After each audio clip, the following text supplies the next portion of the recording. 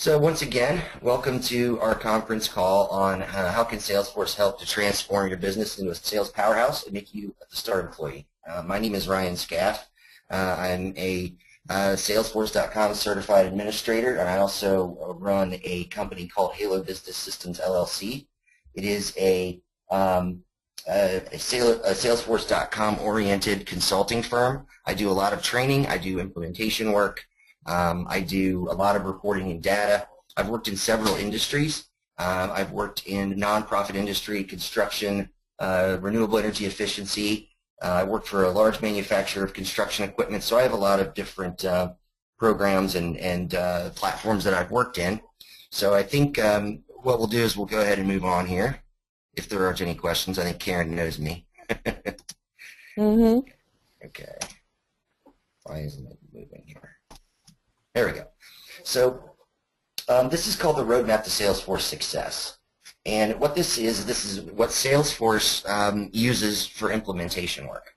So what we'll do first in the process here is we're going to identify the key contacts, then we'll define our vision, then we'll map our business objectives, we'll create a rollout plan, we'll do a small deployment, low complexity conversation, and then we'll talk about training programs. So identifying key contacts. Salesforce has 4 different key contacts that they distinctly have names for and refer to. The first one is what they call the executive sponsor. The executive sponsor is usually a CEO or VP of sales type person, and they are the champion of the project. They set the vision, and they actually have some authority to make people use the platform as far as user adoption. So, I always think this person needs to be very positive in the way that they do things. Being negative and doing things in a way that is it can be malignant, and it can cause problems even worse than if you didn't even use the platform. So you need to be very careful with your executive sponsor and let them know they need to be positive and not be a negative person. At least in my opinion, you get way more user adoption that way. Your project owner is usually, in a lot of cases, me. So if I'm the consultant. But I do like to stress that these 3 here can all be the same person. And a lot of times in small firms, that's the case. So our project owner, their job is to guide the project to completion. They understand the processes. They can map them into Salesforce CRM, and the ability to configure as a process expert. And they also provide continuing training and support. So next we have a system administrator, which is our super user. And usually what I find in small firms to medium-sized firms is the existing administrator is either everyone in the company, because everybody's an administrator, or it's somebody in inside sales or someone internally that's kind of been gifted the Salesforce platform with not a whole lot of training. So a lot of times I have to train this system administrator to a certain minimum standard of quality so they can do just the day-to-day application. They manage things, they have the ability to configure, they understand the business process and the industry that they're in, and they provide continuing training and support. And then lastly, we have what's called the power user. And the power user serves as the liaison to users to ensure the application meets the day-to-day needs. And like I said, a lot of times the project owner, the administrator, and the power user, they can all be the same person, or you could have 3 separate people with those roles. But it's important to understand what Salesforce considers a key contact. So next thing we're going to do on our roadmap is we're going to go and define a vision. So our vision is to build, analyze, and maintain efficient business processes, user adoption, and ROI using the Salesforce.com CRM platform. So this is just a sample one you would get with your key contacts, sit down and define this vision. Excuse me. So this, like I said, it's kind of like a mission statement for Salesforce for the firm. And then we have what's called mapping business objectives. So here's a very simple way of looking at a business objective map. Here we have some leads coming in different ways, and they kind of funnel in together and they become total leads. And then there's a qualification stage where the lead information is assigned to the correct person, and that person is then tasked with qualifying that lead. And then as time goes on, some of those leads are going to be closed, and you can see that they get tossed into this closed leads bucket. Now, this doesn't mean in a perfect world that these leads are getting deleted. It just means they're getting put into a bucket to where they weren't qualified now. And what we can do over time is we can continue to hit this group of potential customers down the road with low cost, high return on investment marketing, i.e. newsletters and email blasts and that kind of thing, because just because they aren't qualified now doesn't mean they won't be in the future. If the lead gets qualified and it moves through, then there's some sort of proposal that's going to the customer, and then there's a system sale, or you're selling your service or whatever it is, and that is your output of a new customer. So that's just a very simple business objective map of what it might look like in a perfect world. So then we're going to do something called a rollout plan. So our rollout plan is a step-by-step process that will get us to the finishing line as far as getting an implementation completed. So I don't know what I'm doing here. Multifaceted approach to Salesforce.com problems and issues in the sorry about that. I didn't erase this part here. So yeah, it's just a multifaceted approach to implementation. So you'll notice here the first thing we do is what's called discovery. And basically what discovery is I'm going to go to every user that I can potentially get my hands on, and I'm going to interview them for, say, 30 to 45 minutes. And it's basically, we're going to be asking them questions about their day-to-day, problems with the current system, things that they do repetitive over and over again. Do they understand the sales process? What do they think the sales process is? Because what I'll find a lot of times in the field is that you ask 10 sales guys what the sales process is, and you'll get 10 different answers. So what I want to do is get a feel for how embedded is a real business process in the organization, and what can I do with Salesforce to solve these questions later on. So these are just some questions that I've heard in the past during discovery interviews, and this is from the lowliest user at the bottom of the hierarchy all the way up to the CEO. I want to get a full spectrum of understanding of the problems that they have. So for instance here, one person said a snapshot of leads and what status they are in with key metrics that can be created. And that would be good. Or it is difficult to do data entry wanted by management when in the field. Salesforce isn't intuitive. It doesn't mesh with calendars. Commercial sales managers were interested in using Salesforce for project management. There's duplication in the platform that needs to be fixed. Lead status tracking, insight on the sales process, and system to track and follow contact. I mean, you get the idea here. So all of these discovery interview questions that get answered, we then need to use those answers to design a solution that not only meets the needs of the users, but also the executives and everyone in between. So next thing we're going to do is we're going to examine the current process that in the organization. So what do I mean by that? Well, I like to use this example, being that I come from an industrial automation background. I kind of think of everything as automation, and Salesforce, to a point, is this what I'm telling you is true, but a sales funnel isn't exactly like a bottling application. That's not what I'm saying. I'm saying that there are some similarities with Salesforce as far as you have an input of leads and an output of new customers, and there's processes in between that are trying to maximize what's going on to have a higher output of new customers. So for instance here, I've got a bottle application, and here I've got 100 bottles at 100 units per hour, and it goes into the first process on the line, and the capacity is 100 units per hour. So those 100 units fly through one at a time, no constraint at all. The second process is 75 units per hour. So now we have a backlog of 25 bottles. By the time we get to process 3, that one only has 50 units per hour. So now we've got 25 and 50 as far as a backup, and then the last process just breezes through with 150 units per hour. The point I want you to notice, however, is that your output is only as high as your lowest capacity process, meaning that there's 50 units at process 3. That means the maximum output we can get out the back end is 50 units. So in this manufacturing process, the output is always equal to the lowest capacity process, no matter the output of the other processes. So here I'm going to talk about manufacturing customers. And this is just this is a real-world example. This is a company that I worked with some time ago, and I can give you an idea of what it looked like when I came in the door. So in this situation, they had a Salesforce platform in use, and they'd been using it for about 3 years. During discovery, there was a lot of issues with not trusting the data in the system, not understanding Salesforce itself, poor user adoption. So just about everything that could go wrong within a Salesforce org was going wrong. And the way that they did this is they took their leads. So they had what they had earned media leads, and then they had trade show leads, and then they had what they called key marketing initiatives, which are basically on-site demos of their product. So all of those leads together came to 225 leads a month. But let's just say that it's only 200 because I did the math wrong in this process here. It should be 200 leads per month in that total marketing leads. Just bear with me.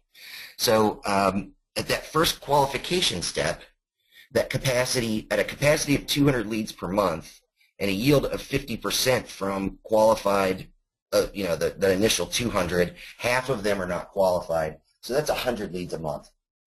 So your next process is the intermediate sales step, and that has a capacity of 100 leads per month with a yield of 10%. So you have 10 leads a month going into the closing rate, which has 60% of 10, which is 6 leads per month. And notice that our new customers is equal to the lowest capacity process, which is the close. Any questions so far? Okay. Nope. So now what we'll do is we'll talk about balancing this process. So what can we do to affect change to that output number? And in this case, we have the same exact situation up top that we saw before. And then the one on the bottom down here, we've got all of our leads coming in, 200 leads, yields 50%, same capacity here. If we tweak the yield of 20% from this same capacity 100, that gives us 20 leads a month that move to the closing stage. So then our yield remains the same at 60%, but our capacity went up to 20. Now we've got 12 new customers. So, when you're adjusting things within your processes, you need to design and engineer the outcome. How many leads a month do we need with our current capacity and yield in order to meet our bills? And then what can we do with the processes that exist to tweak them and make them more viable? So I'll do another one here. But I said, notice when the yield is increased on the intermediate sales step and the capacity for closing is increased to 20 leads a month, the output actually doubles. Here's another manipulation here. We've got 225 leads, 60% yield, so we went from 50 to 60, which gives us 125 a month. And then the capacity gets raised from 100 to 125. Our yield remains the same. That's 12.5 leads a month. Our capacity is 12.5 leads. Yield is 60%. That's 7.5 leads per month. So that's 7.5 new customers instead of 6. So we can manipulate yield, process capacity, and quality of leads, move them through the process, and we can maximize the number of new customers. So now this one, I actually did the math correctly. So basically through lead qualification, and I always say designating one person where it's their entire job to qualify leads and schedule outside salespeople. So here we have a situation where we have our leads coming in, 225, at a 60% yield is 135 leads a month. That gives us 135 leads at the intermediate step with a 15% yield, so that's 20.25. Our capacity at close is 20.25 with our yield remaining at 60. That's 12.15 leads per month. So you can see how you can really affect changes by just making little tweaks within the system. So here's the imbalance that I came into with the company that I've mentioned. So, and this is really interesting, and what I'll do is I'll give you each an opportunity to answer a question. Nicholas, if you could just write a chat or something. But so here we have what they called corporate leads, and then they have what they called self-generated leads. And the interesting thing here is that if the leads were self-generated, meaning that the salesperson generated the lead, they got a higher commission than if the corporation generated the lead. So of these leads here, we had 1,705 of them per year coming into the Salesforce platform. Of those 1,705, 54% remained open. 46% was qualified, and only 2.3% was actually closed. And then if you look on the proposal side, we've got a yield of 4.05%. That's 30 leads a year, and then you'll notice a 90% closing rate with 27 systems sold. So they had 1,705 leads, 27 new customers. So, you know, it shows that if we can tweak here and here and get leads into this closed bin instead of sitting up here in the open, you know, what can we do here to affect change? Can anyone, we'll do Karen first. Karen, can you give me, what do you see here that's the problem?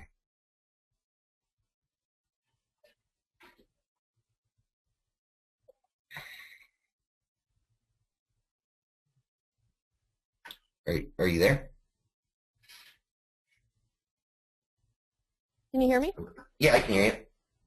Right. Oh, okay. Yes. Yeah. Yep. It looks like they're going for the leads that are paying a higher rate.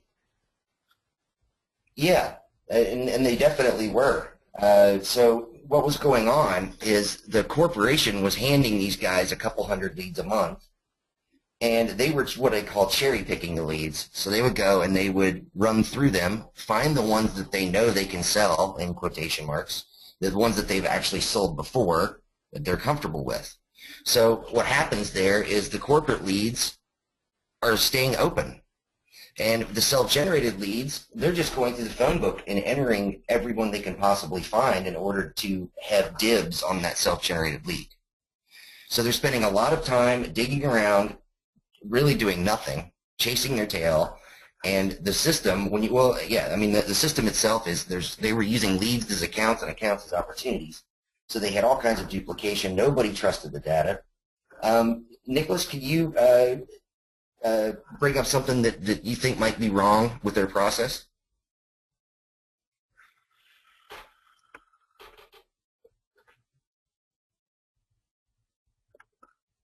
If not, I'll move along.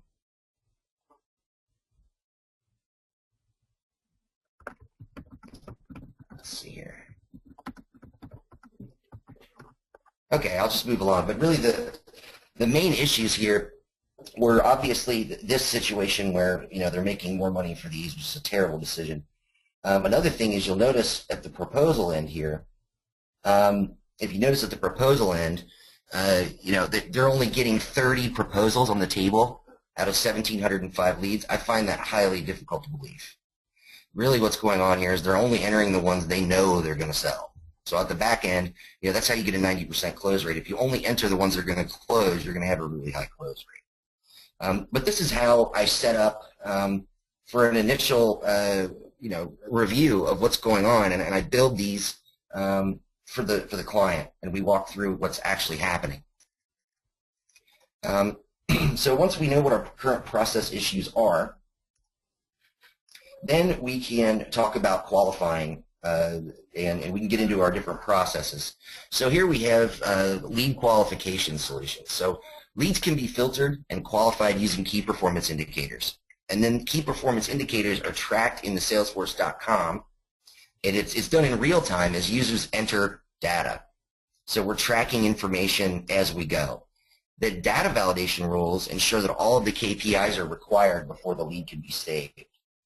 And I use a large net, small net analogy here. So if I'm fishing and there's lots of fish, I might use a smaller net because it's going to be easier to catch quality fish. If there aren't a lot of fish, and I might require a large net. So what do I mean by that? Well, I'm going to show you now. So our key performance indicators, and these are just some examples that I've seen in the past. These are indicators for HVAC firms, heating, ventilation, air conditioning. So we have number of trucks that the business owns, number of employees at the company, industry type, provided services, trade organizations, top-line revenue, and percentage of residential to commercial business. So these might be the key performance indicators that we need in order to properly qualify a lead. And then here, for example, we're going to designate for warm and hot leads an example of what a quality lead looks like. So let's say it's the month of June. Air conditioner season is about to ramp up. There's lots of fish in the water, so we're going to throw a small net. So we're going to say you have to have at least 5 trucks, at least 15 employees, residential, light commercial, trade organization has to be ACA, and they need $1.5 million in top-line revenue with an 80-20 residential to commercial business. So we're going to isolate and kind of throw that net out, get the good fish, and then we're going to, instead of letting the outside salesman chase his tail and go through leads and do repetitive behavior and make phone calls where no one answers the phone, we're going to set them up with these quality leads. And I think optimally speaking, you want someone scheduling your salespeople for them. And with the calendar functionality of Salesforce, it's very easy to do. So for cold and dead leads, we're basically going to put them into that bucket where we'll hit them with low-cost, high-return on investment marketing strategies later on down the line. We're not throwing them in the trash. We're just putting them to the side until they are qualified or meet our qualifications. And then there's data validation rules. This is a lot of wording here, but it's basically your data validation rules are just formula-based, and if it returns a value of true or false, you can then give error messages that say things like, the state must be in this format, the date must be in the correct format, this field must be filled out, this is a required field. So we can actually control our users so that to ensure that we're getting all of our key performance indicators. So that's our lead qualification process. Any questions? Okay. So now we'll discuss the Salesforce platform itself and what it does in order to make life easier for the users at the end of the tunnel and also being secure. So this is security and access, and the first line of defense for security and access is called an organization-wide default. And really the question is, what can a user do with the records that they do not own? There are actually 4 settings here. The first one is going to be private, which means users can see only their data and those below them in the role hierarchy. And then public read-only, users can view all of the data, but they can only edit their info and those below them in the hierarchy. Meaning, so it's public read-only, and a lot of times with smaller firms, medium-sized firms, I'll just recommend this public read-only. That way everybody can see everything, but they can't change it unless they are given access. And then there's public read-write, which is, that's kind of, I really hate doing that because everybody can do everything. Everybody's an admin, basically, and you get into serious troubles. There's also one that is public read-write transfer as well. So the organization-wide defaults are going to be for everyone. What can I do with the records that I do not own? Well, if your OWDs are set to private, then if, let's say, this is where the role hierarchy comes in. So let's say the executive here, she can see, because she is higher in this vertical movement through the hierarchy downward, she is able to have access to the individual records owned by these people, and she can see all of their records. She has access to everything. The Western Sales Director can only see the Eastern. So there's no horizontal movement on the role hierarchy here, but this is just a way to give access to records to people that need them without having to change any organization-wide defaults. So it overrides your organization-wide defaults. Next, we have a hierarchy as it looks in Salesforce, and here we have the VP of Sales. He's got the Director and the Director both under him, so he can see everybody all the way down the line. And then we have our Eastern Sales Team, Western Sales Team sitting out here by themselves that can only see their own. So that's, the hierarchy is just that vertical movement downward through the role hierarchy that allows access to records that you do not own if you are higher in the role hierarchy. So then we have something called profiles. And a profile is what can a user do with the records they have access to. And they're basically templates that can be assigned to individual users. So you can create a profile and then assign that profile to multiple users. And then they will have the exact same access to the records that they have access to. So yeah, you could have VP of sales, or you could have standard sales user, marketing user, finance user, all with different page layouts and different capabilities. Maybe they can't edit, maybe they can only read different records and that sort of thing. So then we have what's called a permission set, and a permission set will give access to records that the user owns outside of the profile. So you can get additional permissions and assign them on the user level. You can have multiple permission sets. So if Cindy in inside sales needs to be able to run reports and her profile does not allow her to run a report, I can assign Cindy a permission set that gives her the capability she needs from the user standpoint. You never have to change profiles or create a profile for a single use case with a permission set, because a user can only have one profile, but they can have multiple permission sets. And then we have our sharing rules. So here's our role hierarchy, and a sharing rule allows this vertical access through the role hierarchy. Where here, if it was just the straight role hierarchy, you would have this downward movement, where the CEO can see the VP and downward. But here we have a situation where this person's records are being shared with this person, who then has access to the CEO this way.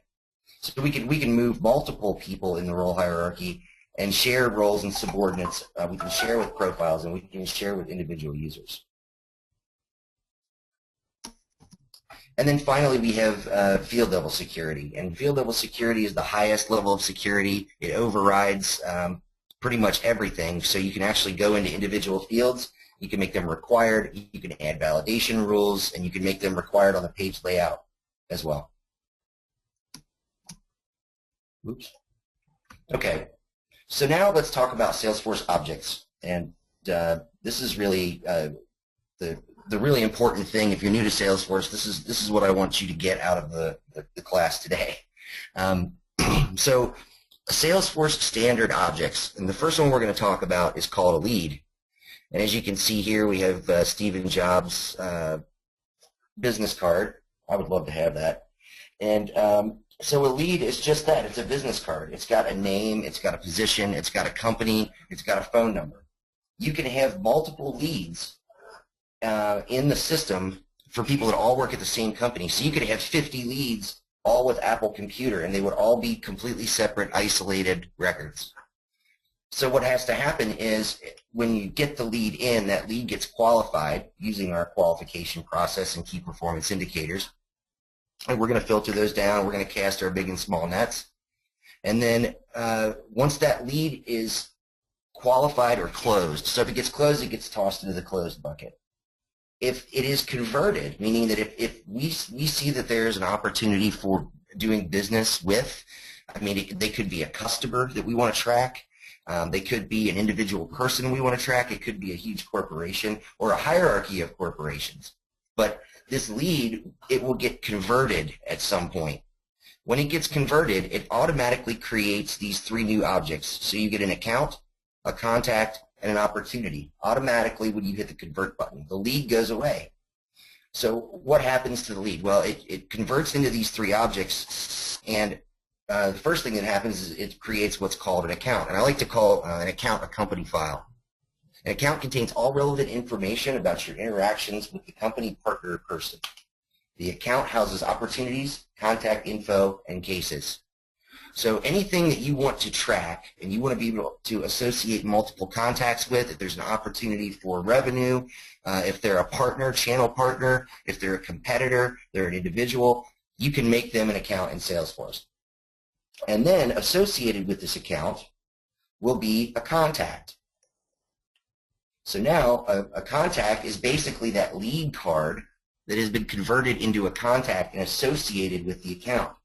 So now when I go into an account, I can see not only the company information in my company file, but then I can see a list of everybody at that company that I've worked with. So you can take leads and then transfer them over into contacts and associate, and that contact is automatically associated with an account. The contact object stores information about people who work at companies represented by the account object. A contact record contains all relevant info about the person, such as phone numbers, titles, and much more. With contacts, you can capture all the personal info you need to develop sales relationships. And the more you are, the more that you are with the company, the more that you're working with a company, the more contacts you'll get, and you'll get kind of a deep, wide understanding of who is who at the firm and how they're related. You can even have reports to and build hierarchies within their organization that you can view. Okay, so the last one we need to talk about is opportunity. So an opportunity is just that. It's an opportunity for revenue. What does that mean? Well, when you convert a lead into an account, it automatically will create an opportunity. That opportunity then is basically three things. It's an estimated close date, the potential amount, and the probability that it will close based on the sales process or what stage that it's in. So every stage of the sales process, for instance, negotiating or proposal sent or closed won, closed loss, any of those stages are going to have a probability associated with them. So what do opportunities do? Well, they allow you to track and build a pipeline that you can use for forecasting. They also can be used from an accounting standpoint, and you can see what was sold to whom when. And so you have leads, you have accounts, you have contacts, and you have opportunities. Once again, leads are a business card, accounts are a company file, contacts are individuals associated with an account, and then opportunities are opportunities for revenue that are estimated close date, probability, stage, and potential amount. So now we can talk a little bit about data import and export. So our data import, meaning that we can use something called the import wizard or something called the data loader, which will allow us to enter data into the Salesforce.com system in the form of CSV files. So the headers on the CSV are the field names, and the individual rows are individual records.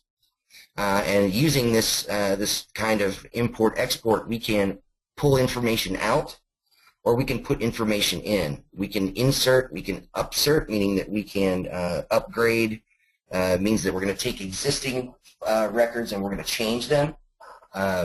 Upserting is inserting and updating at the same time. So we have a lot of options here.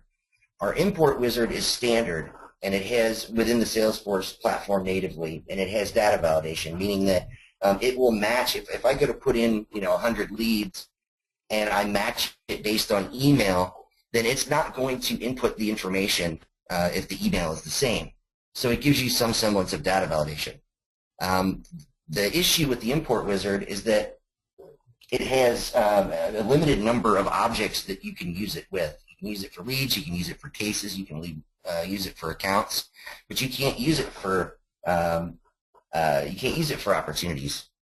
Then there's a lot of other objects that you need to fill that you can't use the import wizard for. Plus, it only has 50,000 record limit. So if you want to import 1 million records, then the import wizard isn't going to do that for you. So then you have to use something called the data loader. And the data loader is a forced input using the API.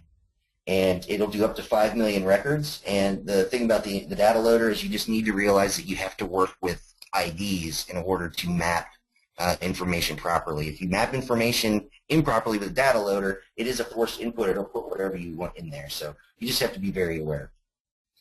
But the idea is that we're going to clean the data. So we're going to export data that's corrupted, clean that data, and then start with a blank slate in platform, and then import the data back in, and then create data validation rules to make sure that it can't be corrupted in the future. So it's export, clean, import, data validation. And that's how you can get good, clean data streams that your salespeople trust, that you know is 99.9% clean. You're always shooting for 100, but with data, there's always a little issue. So next we have kind of user-based information. So using the Salesforce.com platform, there is, in platform, there's certain things that you can do. You can log a phone call. You can send, you can create a task for yourself. You can create a reminder for yourself. You can create calendar events. You can invite others to calendar events. You can send emails in a templated situation where if you're sending the same email every day, over and over and over again, because you're going in and personalizing that email, hey Bob, nice to see you yesterday, and then you have all this other information that you always send out. What you would do in Salesforce is create what's called an email template, and that email template will pull information from the database and allow you to create totally custom and personalized emails that you can send at a click of a button. You can just say, send email, select your template, and hit send, and it will go out and it will have a completely personalized email go out to your client. So, you know, the tasking and time management and email templates, there's letterhead functionality for newsletters. We can mass email. We can send, you know, newsletters to multiple customers. We can use reporting to filter data and then target market using Salesforce and email templates and merging. So there's just a lot of capability for the user to be able to save lots of time not doing what I call chasing your tail, that redundant activity over and over again. So individual users can use standard email templates that can be created to address common questions, initial contact with potential new customers, and any other commonly sent email communication. Another thing we can do is we can have automated emails go out when a workflow is triggered. So if something happens in the process, an automatic templated email that is associated with you know, a certain owner of the record as well as a contact from the customer, we can send out that email via workflow at any point. So if this happens, send an email out, that kind of thing. So just you're building these processes and raising the capacity and the quality of the potential clients that are moving through the system. Any questions? Okay. We've talked a little bit about data validation rules. And data validation rules, this is actually the same exact slide. So yeah, it's just a true-false relationship that will not allow users to make errors as far as the data that's being created. One moment, I'm sorry. And here we have user dashboards and reporting. So this one is huge. This is probably the best thing, in my opinion, about the Salesforce.com platform is the ability to create dashboards and reports that people can work with in the field that make them superhuman as far as customer service. So a dashboard is basically a report and a component. So you would create a report, and then you're filtering that report from the database. And then when you're if you want to use that report all the time, you can mesh it with what's called a component, which is basically a graph or a chart or a table. And then that component and report can be placed, up to 20 reports and components can be placed on one user dashboard. So what I'll do is for my clients is especially sales clients, is I'll have a dashboard for them, personalized to them. And it'll have things like, how many open leads do I have today? How many open accounts do I have? What's my total revenue generated this month? What's my closing rate? What's unfinished activities that, where are the activities that are over 5 days old that I haven't acted on?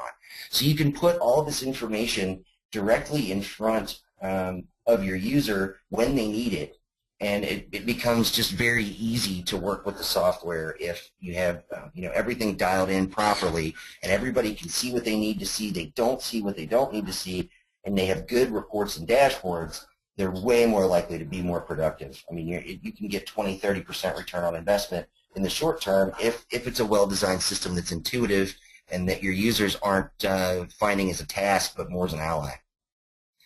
So what does this mean? User dashboards and reports. The first thing we want to do when we're building dashboards and reports is we want to capture the right data. So Salesforce recommends that you start with the standard out-of-the-box reports and then just customize those. So there's actually 4 types of reports available in Salesforce. One is just a tabular report, and it's basically a table. They can't be used to create dashboard components. It's basically an Excel sheet. The next report is what's called a summary report. And the summary report is good for grouping. You can group by created date. You can group by record owner. You can group by any number of things where you can have a sheet with different groupings listed. So summary reports are great because then you can then use them as with components to make dashboards. Matrix reports show summaries. So basically, you have an x-axis and a y-axis, and it's going to summarize for both axes. So you can have multiple groupings and summarize in total based on any number of filtrations for those reports. And then finally, we have what's called a joined report. And a joined report allows you to look up information off of multiple objects. It's not just, you're not just looking at the account object. You can pull up the account and opportunities and mix that report together and get information based on your queries there. So after you've captured the right data, you want to build your reports. So when you build you want to build your dashboard. So when you build your dashboard, there's several charts and things that you can use. There's horizontal bar charts. There's vertical column charts. They're great for geographical, stage status information, anything that's a single grouping. And then we have pie and donut charts, which are good for displaying data that shows proportions of a total. We have the funnel. And the funnel is great for showing ordered pick lists such as opportunity stage, case status, or lead stage. It's also good for quotas and things because they can see how close they are. I have a picture here of what a dashboard looks like. So here we have leads converted by week. You've got your weeks on the X here, and we can see what our lead situation looks like by week over time. And then we've got opportunities by stage, revenue by quarter. There's a gauge there. Here's a nice funnel for a sales process. We've got opportunities closed per month. We've got some tables here, top 10 opportunities. And so you can just get an idea of what a dashboard looks like. But if you were to double click on any of these components, you would go to the report that is behind it. So it's easy to operate out of a dashboard. You click on here, you can see all the opportunities by stage, and you can work directly from that report in real time as you go. It's powerful stuff, especially if it's designed right. So then we're going to talk about our behavior. So once we've gotten people to use the system and we have good user adoption, we're in good shape. But how do you get that? How do you get people, when you monitor your key performance indicators, you've tightened everything down, you're starting to understand your customers more. So now we have to focus on that user adoption and get results through changing behavior. So, manage from the top down, encourage managers to run forecast calls directly from their dashboards. Many customers also have the following mandate for sales. If it's not in Salesforce, it doesn't exist. That's kind of my mantra. If you want to motivate people for user adoption, you have to make Salesforce the process for getting paid. And you have to make the statement, and if it's not in Salesforce, it doesn't exist. Also, you want to include adoption and data quality metrics. So include a dashboard component that tracks faulty data, such as all the accounts with an industry, all the accounts without an industry or contacts without valid email addresses. You can use reports and filter out all kinds of cool stuff, and then create an adoption and metrics dashboard, and just use that to find kinks in your armor, as they say, as far as being an admin. And then we have engage your user community. So don't make the mistake of tracking set metrics only at the executive level. This is so huge. Don't have an executive dashboard that no one can see. Be very transparent about what you want your people to hit and what metrics you are looking at, and allow them to see what they're seeing all the time. You want transparency, you want a positive attitude, and I think if everybody knows what the page is and we're all on the same page, you get a lot better adoption, because then they know what they're expected to do. In a lot of cases, companies are dysfunctional because nobody knows what the company really wants. They don't create goals. They don't monitor any of these metrics or anything to understand who is being successful. and who isn't, and what to do when you have someone that isn't performing. I mean, do you want to necessarily fire that person, or can you somehow integrate the Salesforce platform in such a way that makes them better, i.e., finding out, if there's a certain person that's closing more sales, maybe his automated email template is the one everyone should be using. I mean, maybe it's a situation where that person just needs to be coached. Okay, so back to dashboards here. Okay, we're good. So then I want to talk a little bit about Salesforce One. A lot of the issues that I have seen from salespeople in the field is I'm not sitting in front of a computer all day on Salesforce. Well, that's not necessarily, that's not the problem really. They haven't used Salesforce One. So what I'll do now is I'll do a little demo here.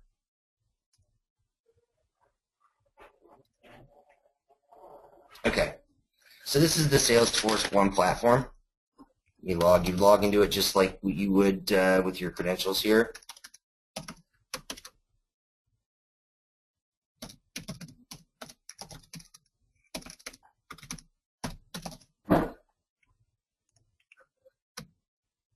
Oops. Okay, so I'll go ahead and log in. And now we have in the palm of our hand the Salesforce One mobile app. And essentially what it is it's a Facebook-style functionality. So it's very easy for people to get the layout and understand. And it also walks the user through what needs to be done without being obtuse. So if I go to leads here and click new, all of my lead fields in platform are existing here. And it's just very easy to go through, enter the information needed, open, and we can create a brand new lead right from our phone. All the information, and you can save that information, and you're good to go. We can leave a description here. These descriptions, if you have the little microphone button on your phone, you can speak the answer, which is kind of cool. Let me see here. Need to go up.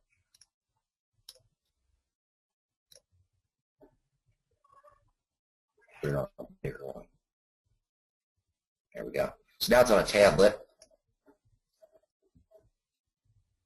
So here we have our chatter feed, and chatter is a way for people within an organization to communicate with each other internally. It really is like a Facebook functionality in Salesforce. Oops. Okay, so here we have my information as a user. You've got your feed where you can post information, and others that follow you can see that information. You can talk and you can associate them with opportunities or records, and everybody can be collaborating within the Salesforce platform right from their phone. Oh, let me do it this way.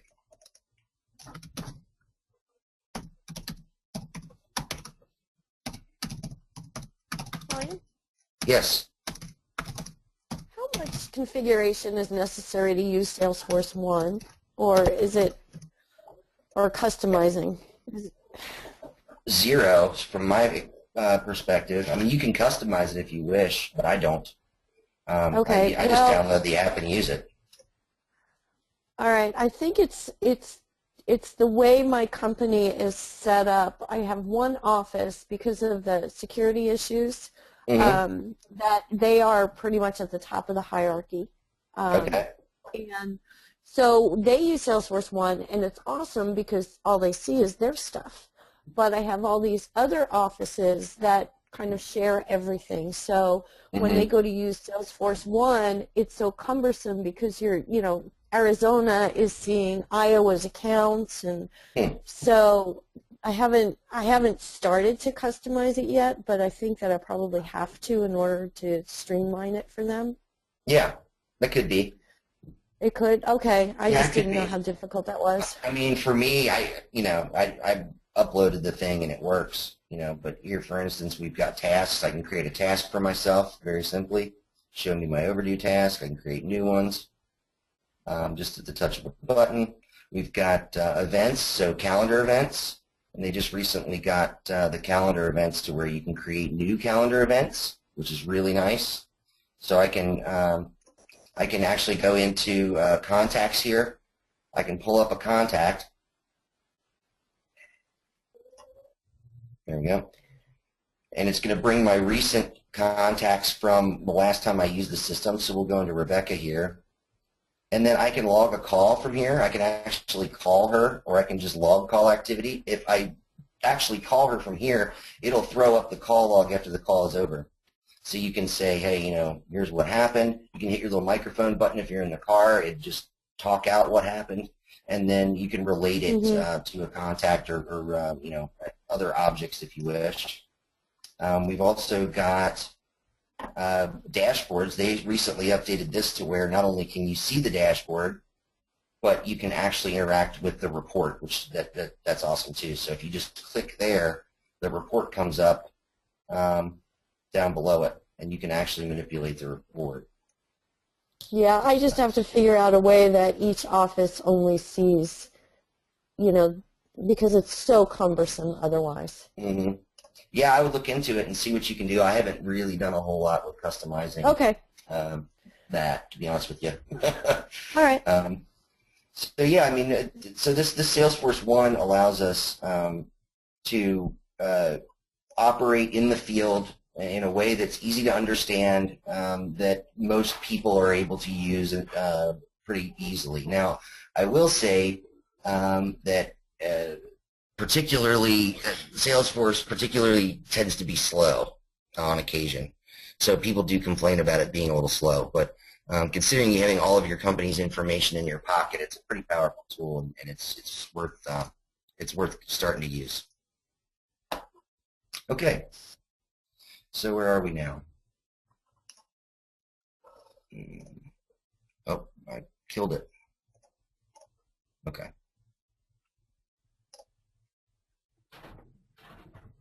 So yeah, it allows you to connect with all of your different devices here, and you basically have all your company information in your pocket, which is pretty cool. We also have our training and adoption schedule.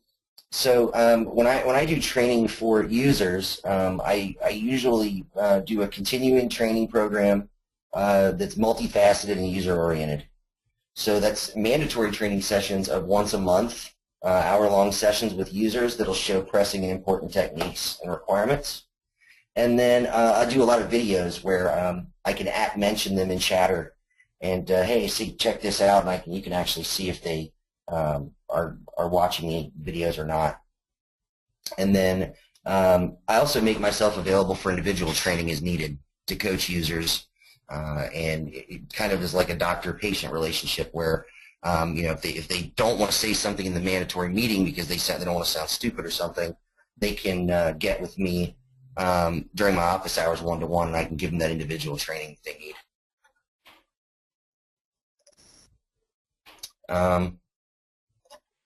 Small complexity, what I usually say with Salesforce is it's a crawl, walk, run scenario. Start small, low complexity, get good user adoption, and then once you have good user adoption, you can start tacking on the bells and whistles, and I'll show you what I mean by that in a moment. And then finally our training program that we just talked about.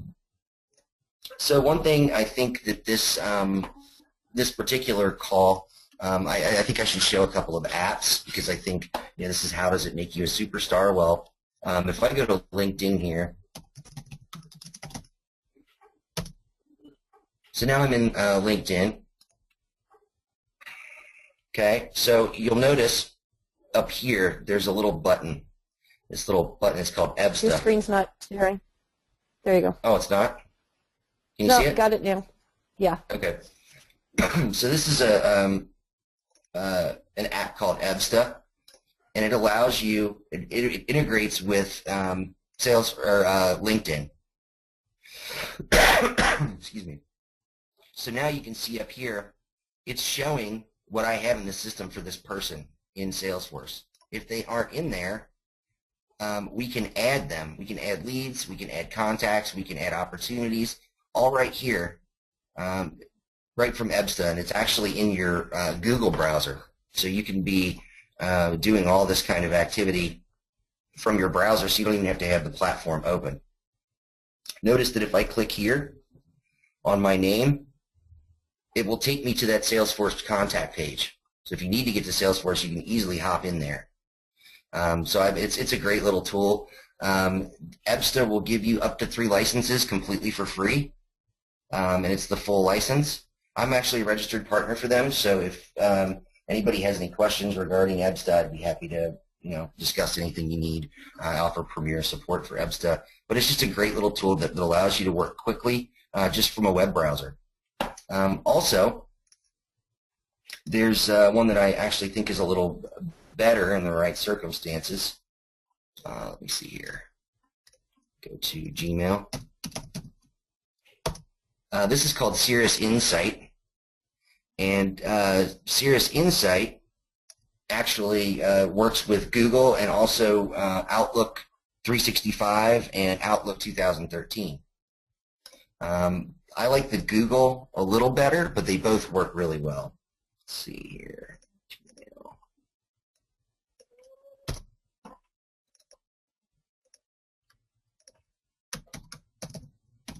I hope I remember my password. Oh, no.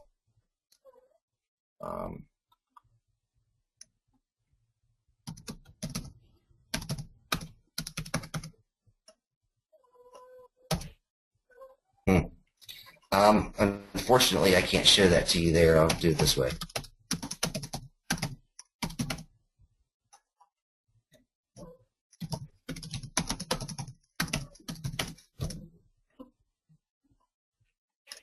So here we'll just do the little demo here for Cirrus Insight. It's actually pretty good. Let's see, products. We'll do the Gmail product.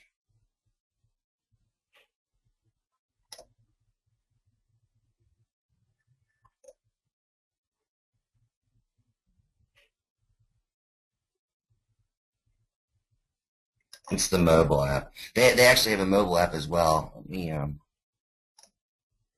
that works with the iPhone. They have. Well, there we go.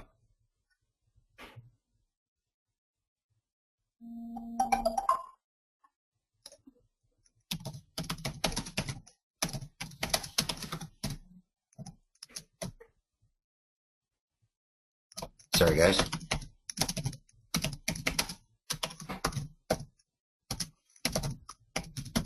But I think this really, it's worth doing this because it, here we go. It shows how easy it is to work within Salesforce from email, and it just sent me right back to the same place.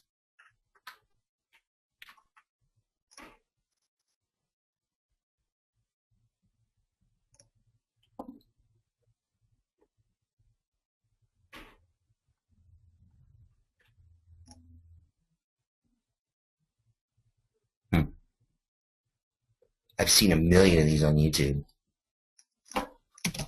and now I can't find one.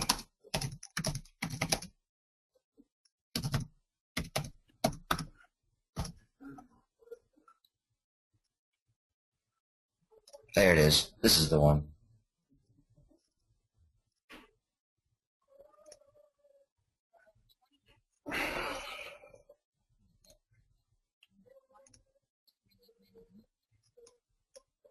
Skip this ad here. Okay. So I'll blow this up so you can see. So in Gmail, it basically Salesforce shows up as a little box in the right-hand corner of Gmail. And it allows you to do pretty much anything you can do in Salesforce from the email. We'll get there in a second. Okay, so you see this little box on the right-hand side?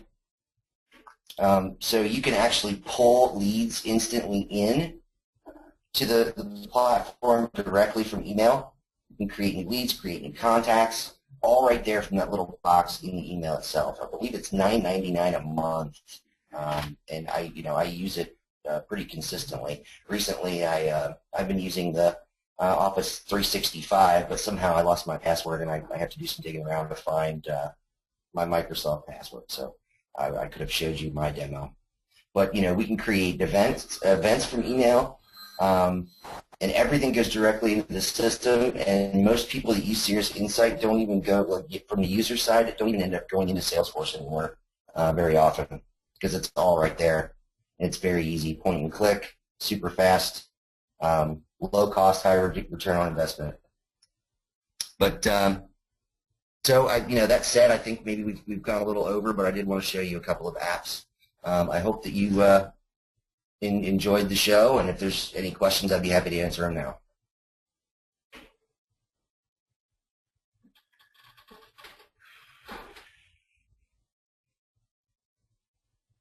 Nicholas, you okay?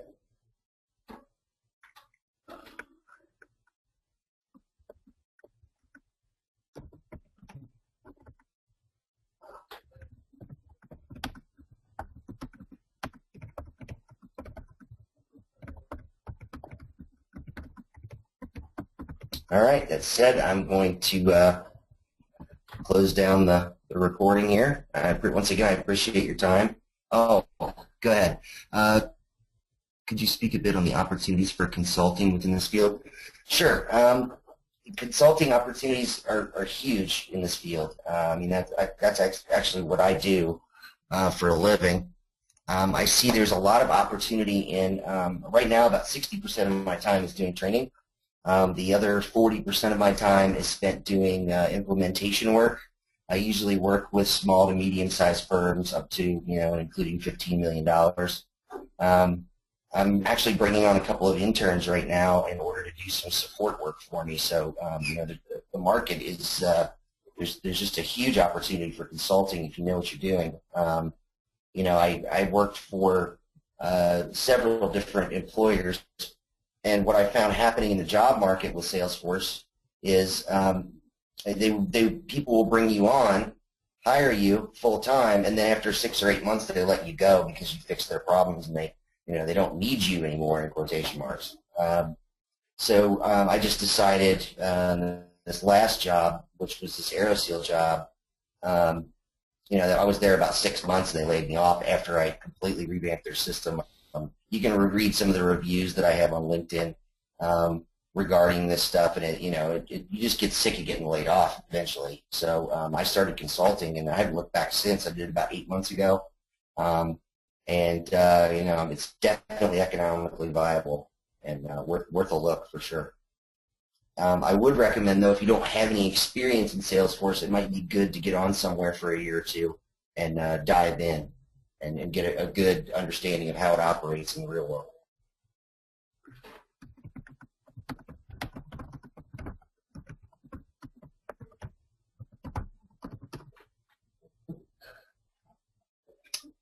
That's a good question. I was at a company called the Greater Cincinnati Energy Alliance, and we were using Salesforce when it landed on my desk to send one report to the Department of Energy. We did energy conservation retrofit work, and they had, through an API connection into Salesforce, they were collecting data from a modeling tool that was then sending that information into an opportunity object in Salesforce, and then they were able to create their report and send it out. But that's all they were doing with it. So the person that was doing that report ended up leaving the firm, and it landed on my desk. And, I kind of looked at it, and I realized that it was a CRM, and then I realized it was the best CRM I'd ever seen. And at that point, it was all kind of Salesforce for me. But yeah, it just kind of fell into my lap, honestly. If you need to get a first gig, you have to get certified. It's pretty much, and unless you're like me and you just luck into it, you have to get certified. And, I would recommend, taking the class with me. We'll get you to a minimum standard of quality. I'll teach you how to pass the certification. I'll get you the information you need to pass the certification, and, you'll be on your way.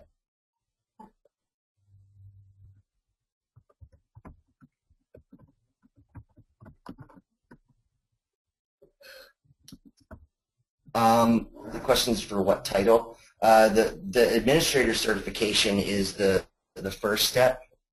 Yep. So you're going to go to SalesForce Admin, and usually the second certification in the track is Developer. And then after you go to developer, there's a couple of different tracks. If you Google Salesforce certification, they have some documentation on what the different tracks look like. It'd be worth a look.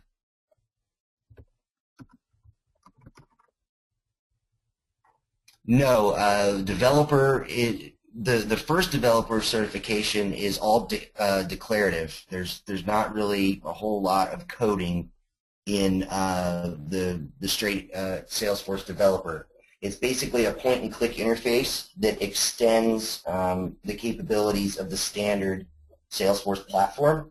So basically, you learn the Salesforce Administrator, which is your standard kind of out-of-the-box functionality, and then you get your developer, which teaches you how to extend the viability of the platform using declarative statements. And then there's also an advanced developer certification that requires the Apex language. Here, I'll pull it up.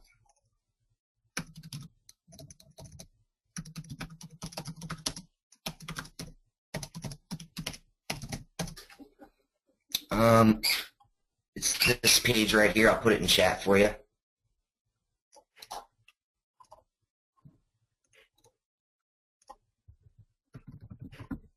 There you go. But yeah, this is it's going to show you the different credentials, administrators, and it shows you, the track, all the information, test questions, that kind of deal. That's where I would start. Thank you. I appreciate you coming in today.